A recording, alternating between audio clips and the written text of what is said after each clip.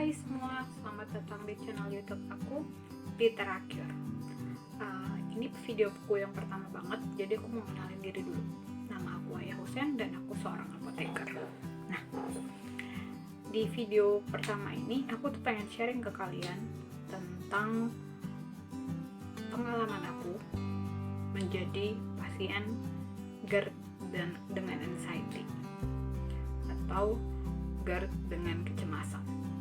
Nah, jadi ceritanya aku 6 bulan yang lalu itu didiagnosis kena penyakit satu ini. Waktu itu aku baru habis dari luar, aku pulang ke rumah dan pas aku nyampe di dalam rumah aku duduk bentar. Aku waktu itu habis teleponan sama ayahku. Tiba-tiba tuh aku ngerasa denyut jantungku itu kenceng banget. Kencengnya itu nggak umum, kencengnya itu bener-bener kenceng sampai tuh kayak aku berasa kayak aku mau pingsan. Itu sensasinya luar biasa menakutkan, guys. Itu berasa kayak aku tuh kayak merasa kayak mau hilang kesadaran gitu, dan kayak aku mikir aku mau mati waktu itu, beneran. Hal pertama yang benar harus kalian lakukan untuk bisa memulai proses penyembuhan kalian dari GERD dan anxiety ini adalah sebenarnya melakukan pemeriksaan ke dokter secara benar, lengkap, utuh, teratur. Apalagi pokoknya kalian harus mengikuti semua proses yang perlu kalian lakukan untuk mendapatkan diagnosis yang benar. Nah, aku kenapa menekankan hal itu? Karena menurutku sendiri, berdasarkan pengalamanku, salah satu alasan sampai aku itu penyembuhannya tertunda sampai memakan waktu sampai 6 bulan itu sebenarnya dikarenakan karena aku itu terlambat mendapatkan pemeriksaan yang menyeluruh. Aku terlalu takut untuk ke dokter. Aku mensugesti diriku sendiri untuk ya udah kita pengobatan mandiri aja, karena aku juga apoteker dan aku tahu semua obat-obatan yang tersedia, aku tahu mereknya, aku tahu namanya, aku tahu efek samping dan segala sesuatu mengenai obat itu, sehingga aku merasa bahwa aku nggak butuh pemeriksaan ke dokter. Dan itu adalah awal dari kesalahan yang menyebabkan penyakitku itu selama 6 bulan itu sama sekali bukannya membaik, malah progresnya memburuk. Nah, gini, sebelum aku itu kena GERD anxiety, aku tuh sebenarnya udah lama banget kena yang namanya sakit mah. Jadi tuh udah dimulai sejak aku masih di bangku kuliah gitu, terus sampai aku sekarang kerja. Nah, jadi dalam proses aku kena GERD, selama aku jadi maksudku saat aku kena mah dulu, itu aku sudah beberapa kali ngalamin tiba-tiba jantungku kayak berdebar-debar gitu. Tapi biasanya kalau aku istirahat, aku minum, aku tenang, itu gejalanya akan menghilang. Tapi yang aku rasakan 6 bulan yang lalu itu beda. Ini kenceng banget berdebar-debarnya, kakiku tuh itu kayak lemas semuanya, dan nggak tahu ya, kayak rasanya mencekam banget, kemudian menakutkan banget, dan jantung tuh rasanya mau copot, beneran. Buat kalian yang belum kena penyakit satu ini, saranku adalah jangan sampai kalian kena. Sumpah itu menakutkan. Pengalaman aku ngalamin anxiety dan GERD kemarin itu menjadi dasar kenapa aku akhirnya memutuskan untuk bikin vlog ini. Karena aku tahu betapa sengsaranya kena penyakit itu. Aku ngerti gimana ketakutan yang mencekam yang harus dialami oleh pasien penyakit ini. Dan aku tuh baca kalau 1 dari 4 orang itu bakalan kena penyakit lambung, termasuk tentunya salah satunya GERD ini. Kemudian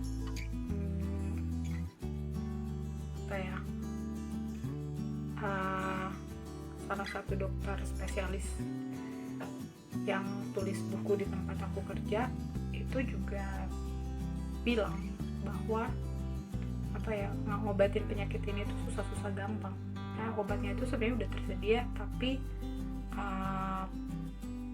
ngobatin pasiennya, nyembuhin pasiennya itu nggak selalu segampang apa yang tertera di dalam teori. Aku ngerti ya, banyak sekali dari kalian yang mungkin takut untuk ke dokter karena pertama, yang paling utama nih alasannya adalah takut kalau mendapat diagnosis yang menakutkan. Artinya kalian mungkin akan diagnosis dokter mengalami penyakit-penyakit yang berat. Kenapa begitu? Nah, karena ini kalau udah namanya GERD dan anxiety itu gejalanya itu bisa kemana-mana. Jadi seperti aku ya, contohnya aku itu ngalamin jantung berdebar-debar atau waktu aku dirujuk ke dokter spesialis itu di kartuku itu ditulisnya adalah takikardi. Nah, takikardi ini kan akibatnya menyebabkan kayak apa ya, ketakutan kalau aku tuh punya masalah sama jantung. Kan ini tuh makin diperkuat lagi karena pada saat aku sama dokter umum itu, dokter umumnya itu bingung karena pas dia tanya sama aku tentang pemicu GERD-ku, aku tuh sebenarnya udah menghindari. Jadi sejak aku itu kena GERD pertama kali itu aku sebenarnya udah menghindari semua minuman yang punya kafein. Aku itu sama sekali nggak ngopi, aku sama sekali nggak ngeteh, kola-kolaan aku nggak minum sama sekali. Terus kemudian aku juga nggak berani makan pedas karena jadi balik lagi ke 6 bulan yang lalu saat pertama kali aku kena serangan pertama itu, siangnya itu aku memang minum kopi dan makan mie goreng pedas. Nah, itu yang kemudian malamnya aku kena serangan GERD anxiety yang pertama. Nah, karena ada gejala-gejala aneh yang tidak biasa ini, maka kita itu akan jadi takut gitu ya.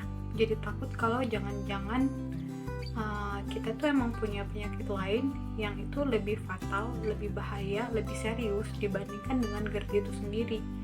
Nah, akibatnya karena kita takut dengar itu, kita tuh jadi nggak berani ke dokter. Nah, ini aku ngalamin sendiri, jadi aku bisa ngomong kayak gini ya. Tapi aku yakin banyak dari kalian yang juga mengalami hal yang sama. Lucu sih. Nah, tapi aku bisa bilang gini, itu tuh sebenarnya tindakan yang konyol, tindakan yang sebenarnya nggak penting banget. Karena kalau emang bener kalian itu kena penyakit lain, misalnya kalian penyakit jantung, kalian kan nggak bisa ngobatin itu secara mandiri kan. Kalau kalian itu nggak dapat diagnosis dokter, emang penyakitnya hilang? Kan enggak. Kalau emang kalian punya penyakit jantung, kalian kan akan tetap kena penyakit jantung kan. Justru kalau kalian itu datang ke dokter dan melakukan pemeriksaan dengan benar, maka penyakit kalian itu terungkap dan kalian akan diobati. Iya nggak? Kalau sekarang dipikir lagi tuh aku ngerasa itu tuh konyol. Tapi pada saat aku belum melakukan pemeriksaan ke dokter, itu aku benar-benar mikirnya kayak gitu. Ketakutanku tuh benar-benar takut untuk mendengar, takut untuk tahu aku kena penyakit serius. Dan itu bikin aku memang kayak mencari-cari alasan, mencari segudang pembenaran agar aku tuh nggak ke dokter. Parah nggak akibatnya dari menunda-nunda ke dokter ini ada berbagai kerugian yang sebenarnya jatuhnya aku alamin gitu ya. Jadi kayak yang pertama, penyakitku itu jadi nggak sembuh-sembuh. Jadi GERD dan anxiety itu jadi nggak sembuh-sembuh. Kenapa? Karena kita itu nggak mendapatkan diagnosis yang benar-benar definitif. Artinya semua kondisi penyakit utama dan gangguan yang lain yang mengikuti itu nggak diidentifikasi. Dan ini kan pekerjaannya dokter, jadi nggak bisa kalian serahkan ke Google.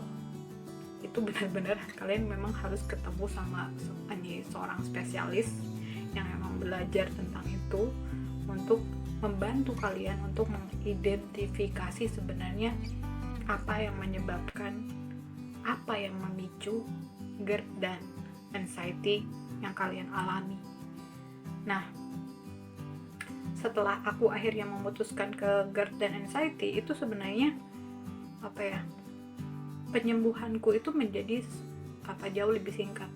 Jadi waktu aku memutuskan untuk nggak ke dokter spesialis dulu, itu aku 4 kali masuk emergency. Terus kemudian aku gonta-ganti obat. Terus aku produktivitasnya jadi menurun banget karena aku nggak berani kemana-mana karena aku takut pingsan, aku takut jantungku berdebar-debar di tengah jalan, aku ketakutan sehingga aku tuh cuman untuk turun ke lantai bawah itu pun aku takut. Aku nggak berani ke mana-mana sendirian.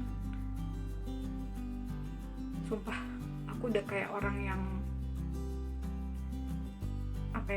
tergantungan sama orang lain. Aku mau masuk kamar mandi aja, itu aku was-was loh. Aku takut kalau aku gejalanya itu, serangannya itu muncul di dalam kamar mandi, dan aku jadi ibaratnya kayak mandi pun aku buru-buru. Segala sesuatu yang aktivitas yang aku lakukan di kamar mandi itu aku lakukan dengan kecemasan, ketakutan, dan aku lakukan dengan buru-buru. Bayangin itu mencekamnya kayak apa. Nah, alasan lain kenapa kalian itu memang harus banget untuk melakukan pemeriksaan secara menyeluruh adalah supaya kalian terbantu. Kalian itu punya alasan logis untuk mengatasi kecemasan. Ingat ya, ini yang aku bahas adalah GERD dengan anxiety, artinya ada kecemasan. Pertama aku mau bilang dulu ya, jadi di kasusku, kecemasanku itu sebenarnya menjadi faktor kedua. Artinya aku itu bukan kena penyakit lambung gara-gara pencemas, tapi gara-gara penyakit lambung aku jadi berubah menjadi pencemas. Jadi karena serangan yang aku alami itu mengarahnya ke jantung, maksudnya kayak dia tuh gejalanya mirip dengan gangguan jantung, dimana gangguan jantung itu memang secara normal ketika orang itu mengalami gangguan atau masalah pada jantungnya, itu memang secara alami dia akan menjadi cemas. Itu memang kayak mekanisme natural gitu. Itu di kasusku ya. Nah, di kasus orang lain itu bisa jadi penyebab prosesnya berbeda. Bisa jadi lambungnya itu memang semata-mata terjadi karena dia punya kecemasan. Jadi dia tuh terus-menerus stres, terus kayak pokoknya gangguan psikis gitu. Maksudnya ada banyak masalah, stres terus-menerus, jadi akhirnya dia punya gangguan lambung. Nah, dua ini pendekatan terapinya aja itu pasti udah berbeda. Nah, belum lagi kalau misalnya ada gejala-gejala penyerta lain yang mengikuti. Misalnya kalau dia tuh sudah sampai pada ada gangguan kayak saraf gitu, sehingga dia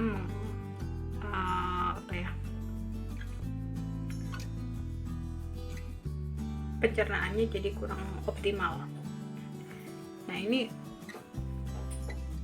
gejala yang muncul akan berbeda lagi, ada tambahan gejala lagi, dan tentu saja pendekatan pengobatannya akan berbeda dibandingkan dengan orang yang kena anxiety karena gangguan lambung gitu. Jadi intinya adalah meskipun sama-sama pasien GERD dengan anxiety, tetapi bisa jadi terapinya akan berbeda-beda karena tadi ada faktor pemicu yang mungkin berbeda-beda, dan terus kemudian ada gangguan penyerta yang juga mungkin berbeda-beda, terus kemudian bisa jadi sensitivitas terhadap obatnya juga berbeda-beda, sehingga selalu ada penyesuaian terapi yang sifatnya itu individual, berbeda antar satu dengan yang lain.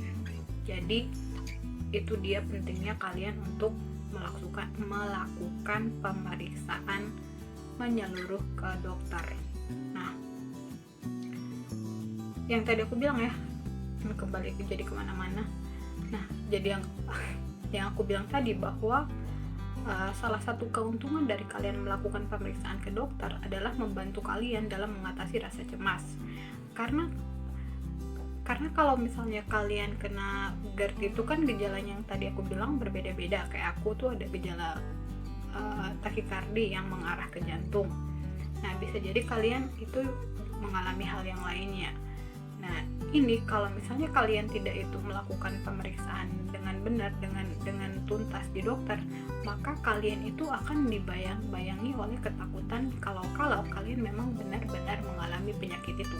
Apalagi nih kalau kalian itu tipe yang suka melakukan googling ya, kalian suka mencari masuk ke kayak website untuk symptom checker gitu, kalian masukin gejala-gejala yang kalian alami, terus kemudian di situ websitenya akan memunculkan berbagai pilihan penyakit.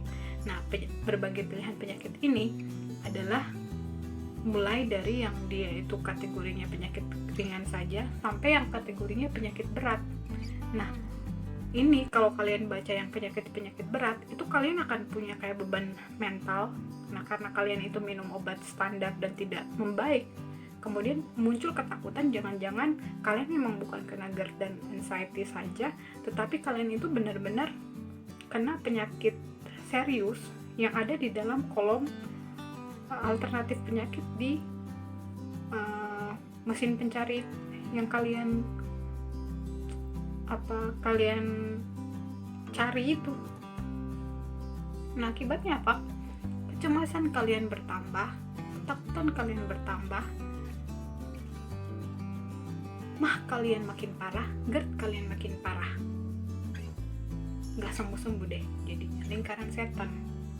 Nah, jadi kalau kalian itu ke dokter, kalian melakukan semua pemeriksaan dengan menyeluruh, maka kalian itu akan diyakinkan bahwa semua kecurigaan itu tidak benar adanya.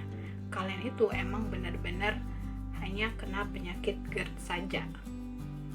Kecemasan kalian itu kecemasan yang tidak beralasan.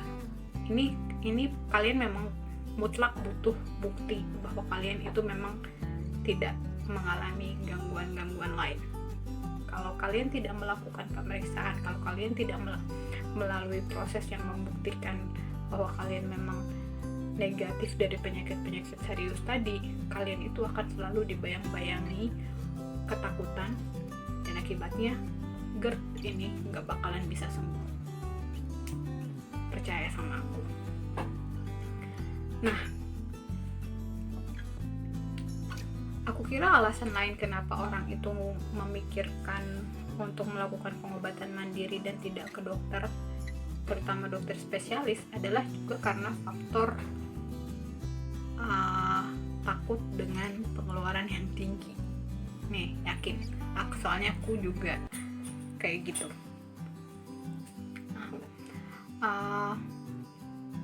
Ini bisa dimaklumi sih sebenarnya, karena memang pengobatan ke dokter spesialis itu sama sekali nggak murah, apalagi kalau kalian tidak punya asuransi ataupun kayak BPJS gitu. Aku untungnya pakai BPJS.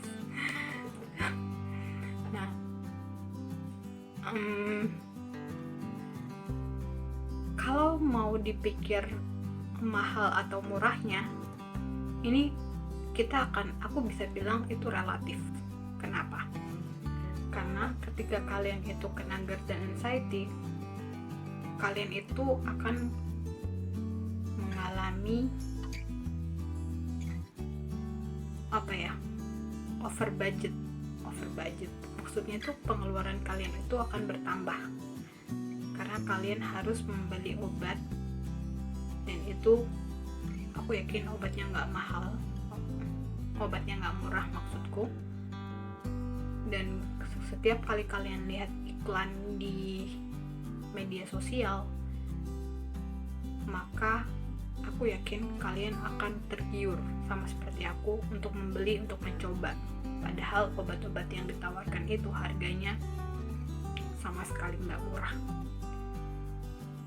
Selain itu pengalamanku juga, aku tuh jadi harus pengeluaran ekstra karena misalnya di kendaraan. Kalau aku biasanya naik kendaraan umum biasa aja, ini aku tuh akhirnya harus naik ojek online atau taksi online gitu, terutama pada masa-masa COVID ini, sehingga pengeluaranku itu sebenarnya jadinya meningkat. Belum lagi karena keadaanku tidak membaik, otomatis obatku ini aku harus konsumsi terus-menerus kan. Jatuh-jatuhnya pengeluaranku untuk obat ini itu tidak pernah berkurang, tidak pernah justru makin bertambah dari waktu ke waktu. Ini jatuhnya lebih boros. Nah, ketika aku itu mendapatkan pemeriksaan dan akhirnya udah definitif nih aku tuh cuman kena GERD doang, aku butuh obat yang pasti, dan karena penyakitnya bener, obatnya bener, maka keadaanku membaik. Nah, setelah keadaanku membaik, aku bisa perlahan-lahan mengurangi jenis obat yang aku minum. Kayak sekarang, aku memang belum mencabut semua obat-obatanku, tetapi minimal frekuensi minumnya udah berkurang. Terus kemudian ada beberapa jenis obat yang memang akhirnya sudah bisa dicabut, dan aku baik-baik saja, dan keadaanku lebih terkontrol, sehingga aku juga nggak harus bolak-balik balik rumah sakit lagi. Sekarang aku memang masih ke rumah sakit, tetapi untuk kontrol, untuk mengikuti perkembangan apakah keadaanku sudah benar-benar membaik atau aku masih perlu terapi lainnya. Yang jelas dari terakhir kali aku ketemu dokter bulan lalu sampai sekarang, itu progresku sangat-sangat cepat. Aku udah gak lagi ngerasain cemas yang tidak terkontrol. Maksud aku masih merasakan, tapi dengan cepat bisa aku kontrol, dan itu pun munculnya jarang. Aku bangun pagi yang biasanya itu aku harus buru-buru makan, sekarang tuh aku masih bisa gosok gigi, aku bisa ngelakuin hal lain, aku bisa berjemur dulu sebentar, baru aku sarapan. Dan sekarang karena udah gak WFH lagi, aku udah bisa ke kantor, dan yang paling aku senang adalah aku udah bisa jalan kaki lagi. Jadi aku bisa mulai program menurunkan berat badan. Jadi karena 6 bulan itu aku ketakutan kemana-mana, aku akhirnya cuma di rumah aja, jadi badanku membengkak guys. Nah guys, untuk video pertama ini aku cukupkan sampai di sini dulu. Nanti di video kedua aku bakalan bahas ke kalian, aku bakalan cerita, sharing ke kalian tentang bagaimana aku mengatasi kecemasanku. Nah ini penting banget buat kalian ketahui, karena ini juga menjadi kunci utama, hal kedua yang menyebabkan penyakit GERD-ku bisa sampai di tahap ini, sampai di tahap dimana aku bisa bilang aku udah 80% sampai 90% sembuh. stay tune terus,